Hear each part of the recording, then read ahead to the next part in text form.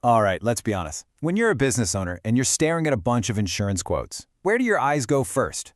For pretty much all of us, it's straight to the bottom line, right? To the price.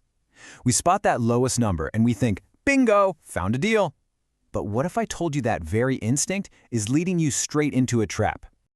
I know. That sounds a little dramatic, doesn't it? But honestly, it's true. Making price your number one deciding factor is the single biggest mistake you can make when you're trying to protect your business. And over the next few minutes, I'm going to show you exactly why.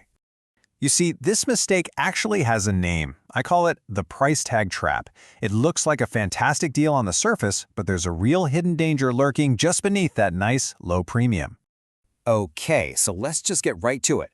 Why is the cheapest quote so often a total trap? I mean, what's really hiding behind that low price tag? Well, it all boils down to one super important word: exclusions. The lowest price is almost always achieved by stripping things out of the policy, not by some magic trick that gives you a better deal. So what are exclusions?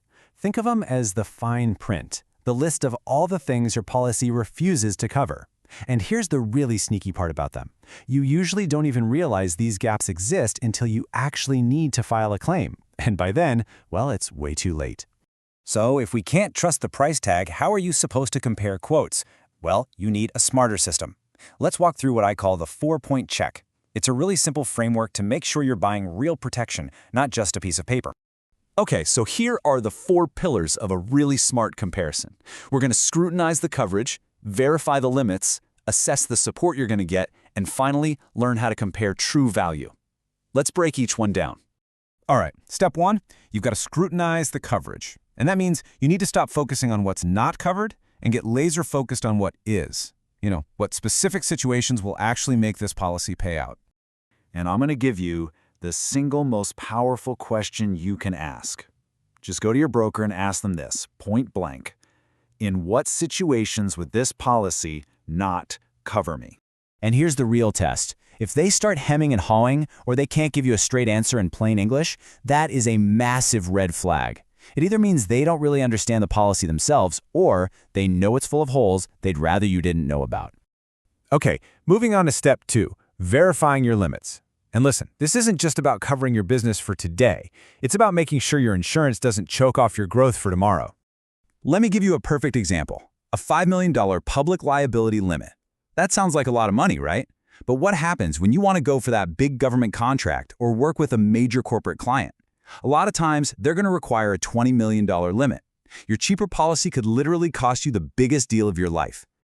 All right, number 3. This one's all about the human side of things, assessing the support. We're moving past the paperwork now and thinking about what happens when disaster strikes. Who are you actually going to call? Because believe me, that relationship with your broker is never more important than when you're in the middle of a crisis. Will they actually pick up the phone and walk you through it all, or are you going to be stuck on hold with a call center for 3 days straight? That difference is absolutely priceless. And that brings us to our final and maybe most important step. We have to completely reframe how we think. It's not about comparing premium to premium, it's about comparing premium to value. So let's really nail this down. I'm going to show you a final verdict with a really clear side-by-side example. This is the price tag trap versus a true value choice. Okay, just look at this. You've got policy A. It's cheaper, right? $800. But the coverage? It's riddled with gaps, all those exclusions we just talked about. Then you have policy B. Yeah, it's more expensive, $1,200, but its coverage is solid, it's comprehensive. That cheaper policy, it's not a deal. It's what we call a false economy. The real value here is obviously policy B.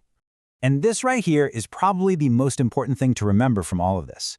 When you buy a cheap policy that's full of holes, you are not buying a bargain. You are buying risk. You're basically paying for a feeling of security that just isn't real. So the next time you're looking at quotes, I want you to ask yourself this one simple question. Are you actually buying a safety net? Something that will be there to catch you when things go wrong? Or are you just buying a cheap piece of paper? Seriously, the answer to that question could change everything.